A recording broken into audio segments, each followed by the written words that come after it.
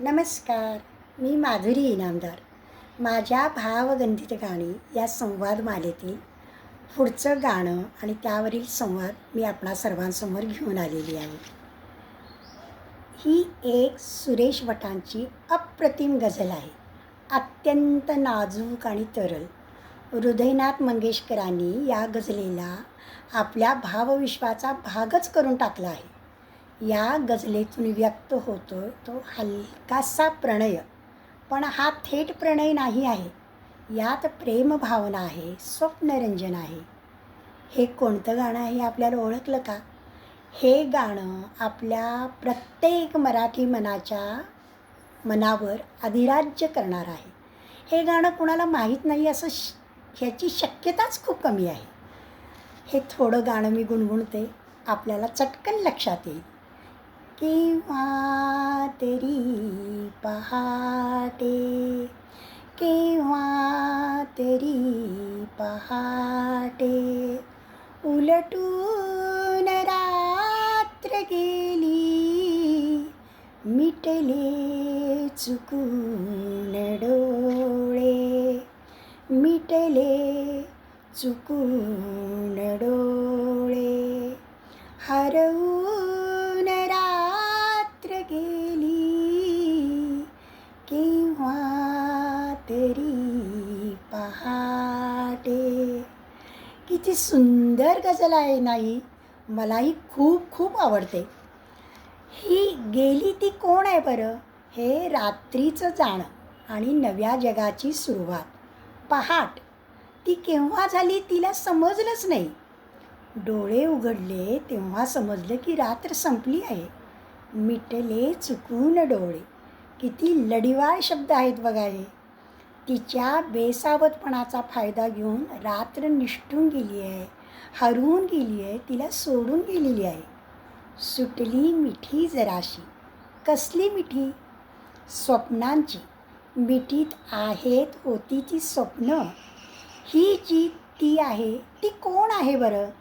सांगू तरी कसे मी, वय कोवळे उन्हाचे. नुकतीच तारुण्यात प्रवेश केलेली बालिका नवयौवना. वय कोवळे उन्हाचे. ती लढिवाळपणे तक्रार करते, उसवून श्वास माझा. किती सुंदर ओळ आहे नाही? उरले उरात काही, अजूनही रात्रीच्या काही आठवणी ताज्या आहेत आणि या स्मृतीसाठी. अरे किती सुंदर ओळ वापरली आहे बघा. आवाज चांदण्याची. रात्र त्या तारकांना घेऊन गेली आहे. आता फिरून ते चांदणे येणार नाही आहे. स्मरले मला न तेव्हा. काय ओळ आहे बघा ही. किती गोड आहे, लहान आहे. आठवण्यात तिचं भांबावणं पण आहे.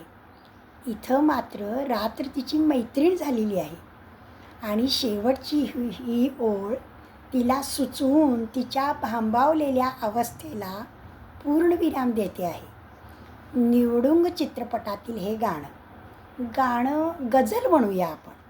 पद्मजा फेणानी यांनी गायलेलं. आशाताईंनीही ही गझल गायली आहे आणि आशाताईंनी गायलेली खूप सुंदर, जास्त सुंदर आहे. यामध्ये आता उलटून रात्र गेली, इथं घेतलेली ताण रात्र उलटून गेल्याची छान आपल्याला अनुभूती देते. मिटले चुकून डोळे. इथं मिटले तीनदा येतं. मिटण्याची अनुभूती, तो अनुभव आपल्या हृदयात पाझरत राहतो. वय कोवळे उन्हाचे. इथलं प्रश्नचिन्ह संगीतात अतिशय सुरेख व्यक्त होते. उसवून श्वास माझा, आवाज चांदण्याचे किंवा शेवटचं कडवं. त्यातल्या ज्या ज्या काही जागा आहेत तिथला ठेराव, आंदोलनं, लाजवाब, केवळ अप्रतिम. सुरेश भट यांचे शब्द जितके सुंदर तितकंच संगीत छान आहे आणि त्याला अतिशय सुरेल योग्य न्याय दिलेला आहे आशा भोसले यांनी. आपल्याला हा संवाद आवडला का?